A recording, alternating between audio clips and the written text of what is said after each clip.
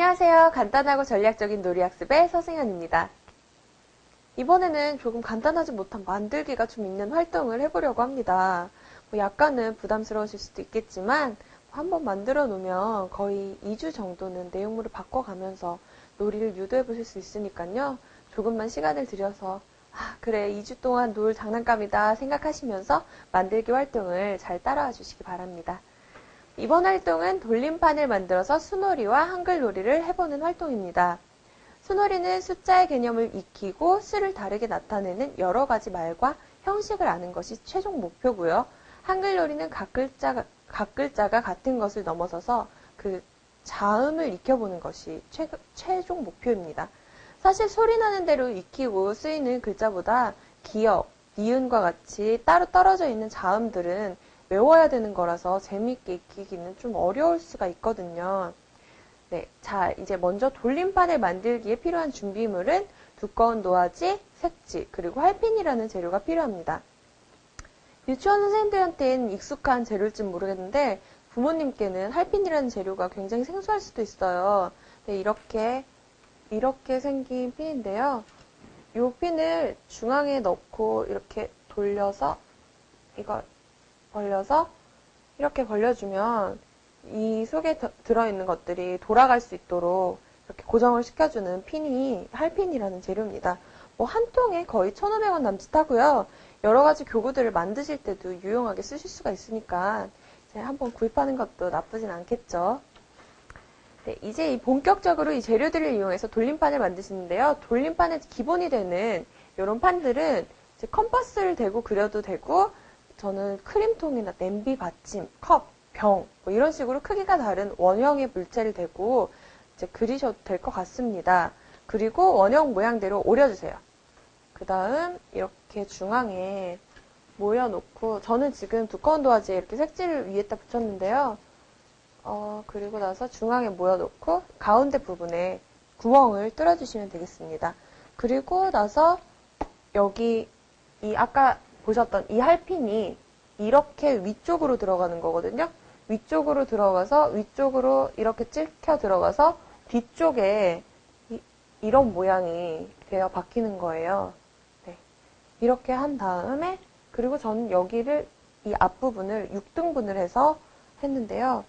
보시면 완성된 그걸 보시면 저는 완성이 다 하고 나서 이 위쪽으로는 부직포를 붙여줬습니다.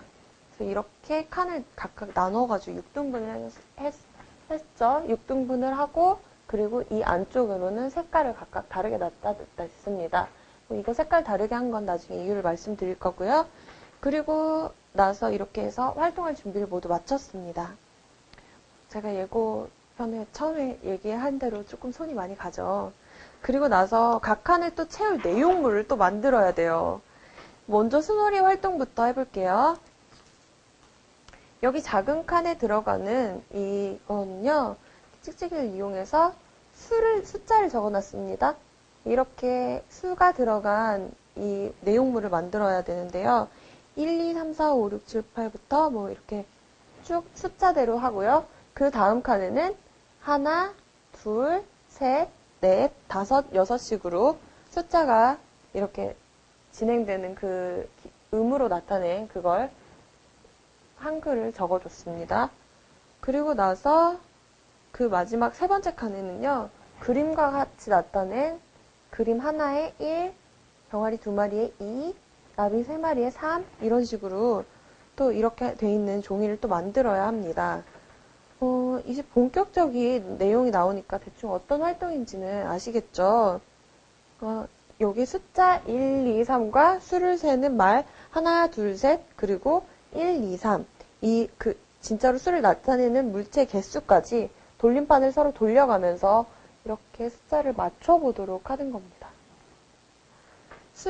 이 활동을 하기 위해서는요, 유아들은 숫자에 쓰여진 1, 2, 3, 4, 뭐 이런 것부터 1부터 10까지의 숫자를 모두 알고 있어야 되고요. 그리고 그걸 부르는 이름이 하나, 둘, 셋, 넷부터 뭐 다섯, 여섯 쭉 그 숫자 이름을 한글로도 알고 있어야 돼요. 그리고 직접 수를 부를 수 있어야 되고 1, 2, 3, 4 뭐 이런 식으로 또 부르는 다른 이름도 알고 있어야 되는 거죠. 칸이 6개 뿐이라는 점이 아쉽다면 돌림판을 2개를 만들 수도 있고요. 아니면 원판을 조금 더 크게 만들어서 칸을 8개로 나누는 것도 좋은 방법입니다. 어쨌든 이런 본 활동을 시작할 때는 아이들하고 먼저 숫자와 숫자 부르는 이름에 대해서 미리 대입해서 이야기를 나눈 다음 돌림판을 제시해 주도록 하세요.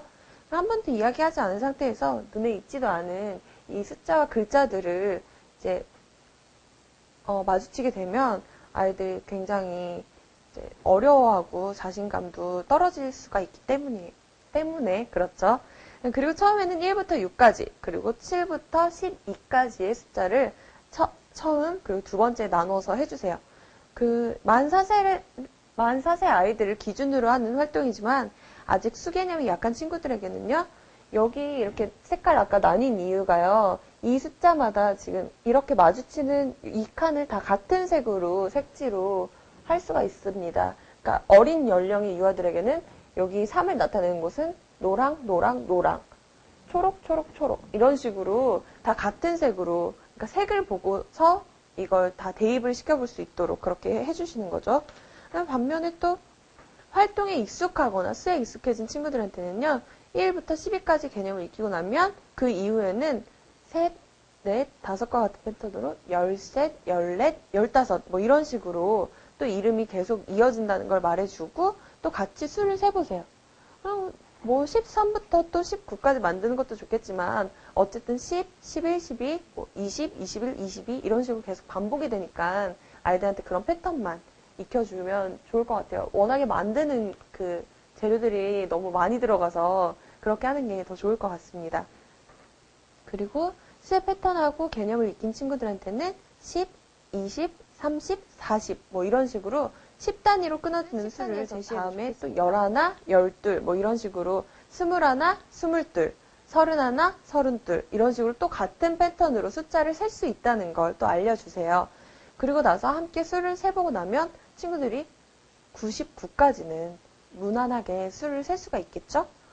그리고 이 돌림판 활동의 장점은요.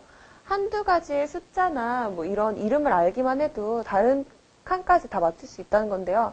이를테면 뭐 아이들이 4가 넷이고 4라는 것만 알고 있었다 하더라도요. 4만 맞춰보겠습니다. 4를 맞췄어요. 그리고 나서 보니까 이거 내가 아는 건데 그러고 나서 보면은 이 판이 다 맞춰지게 된 거예요. 그리고 나서 살펴보면 다른 내가 모르던 것들까지도 다 이렇게 읽어보고 눈에 익힐 수가 있다는 장점이 있습니다. 이제 그리고 나서는 아이들과는 이제 돌림판 2개를 만들어준다면 친구들하고 같이 여기에 다른 숫자들을 붙여주고 서로 나눠서 내 거는 네가 붙여주고 네 거는 내가 붙여주는 식으로 해서 그리고 나서 게임 형식으로 이 나머지 칸들을 채워볼 수 있는 활동을 해도 아이들이 재밌어하는 활동이 되겠죠? 이번에는 또 한글놀이를 알아보도록 하겠습니다. 한글놀이는 지금까지 일러드린 것보다 훨씬 어려울 수가 있어요. 왜냐하면 지금까지는 이제 그냥 같은 글자만 찾으면 됐는데 이번에는 각 자음의 이름을 알고 그리고 자음이 들어있는 글자를 찾아야 되거든요. 지금까지는 뭐 가나다라면 가나다라 똑같이 생긴 것만 찾으면 됐는데 이제 여기에서는 자음 기억과 자음의 이름인 기역이라는 글자 그리고 기역자가 들어가는 그 사물의 이름을 찾아야 하기 때문에요. 좀 어려울 수가 있죠. 활동판은 수놀이와 같고요. 여기 처음 칸에는 아까 제가 다 띄는 바람에 잠시만 붙여보고 다시 보여드릴게요. 기역, 니은, 디귿, 리을, 미음, 비읍 식으로 이렇게 처음에는 각 자음 이 글자를 보여주고요. 그리고 다음에는 그 각 자음을 말해주는 이름을 적어줍니다. 기역, 니은, 디귿, 리을. 그리고 마지막 세 번째 칸에는 첫 글자에 각 자음이 들어있는 글자들. 그네, 나무, 두부, 로켓, 모자, 버스와 같은 단어들로 구성을 해봤습니다. 웬만하면 첫 글자에 받침이 없고 쉬운 글자들을 위주로 구성을 해봤는데요. 활동은 맨 처음 이제 자음 글자에 맞는 자음의 이름을 찾은 다음에 마지막 칸을 요리조리 돌려보면서 첫 글자의 자음을 맞춰보는 거죠. 순우리랑 마찬가지로 또 한두 가지 글자만 찾으면 다른 칸도 모두 맞춰볼 수가 있다는 게 장점인데요. 이렇게 맞춘 다음에는, 보세요. 여기가 기억, 그네. 이런 식으로 순서대로 아이들하고 같이 읽어보면서 그네 글자에 기억이 들어있네. 그 다음에 니은, 나무. 나무에 나자에 니은이 들어있네. 이런 식으로 따로따로 또 각 글자도 익힐 수 있도록 읽어봐 주시는 거죠. 그리고 기억에서 이제 비읍까지. 시옷에서 티귿, 피읍과 히읗에서는 이제 이전에 배운 글자들하고 섞어서 익히도록 합니다. 다른 글자에 비해서 두 개만 따로 떼어가지고 다른 글자들 섞여 있어서 피읍하고 히읗은 더 어려워할 수 있으니까요. 반복해서 여러 번 보도록 이렇게 제시해 주는 것도 좋은 방법입니다. 이렇게 글자도 순서대로 활동을 하고 나면요. 이번에는 처음 칸의 자음이 그 글자의 끝에 들어있는 글자를 찾아보도록 활동을 해보기도 하고요. 그리고 이 활동에도 단계가 있다면 처음에는 두 글자 또 세 글자의 단어를 섞고 나중에는 받침에 같은 자음이 들어있는 글자를 시작 글자나 끝 글자에서 찾아보고 굉장히 어렵죠. 아이들의 관찰력도 굉장히 많이 필요하고 그리고 자음에 대한 개념이 바로 서 있어야만 이거 활동을 할 수 있는 어려운 활동입니다. 그럼 이런 활동을 또 어려워하는 유아들한테는요. 또 늘 했던 것처럼 색깔 힌트를 줄 수가 있는데요. 여기 기억과 같은 이제 근의 기억에 같은 색으로 색연필로 동그라미를 쳐가면서 아이들이 맞춰볼 수 있도록 힌트를 주는 것도 또 힌트 중에 하나의 방법이죠. 그리고 돌림판 만들기 활동은요. 각 카드를 이용한 것에 비해서 계속 강조했던 것처럼 한두 가지만 맞추는 걸로도 또 다른 것도 맞출 수 있다는 장점이 있고 또 이제 그게 또 장점이자 또 단점이 될 수 있는데요. 계속 알고 있는 카드만 보고 맞출 수가 있잖아요.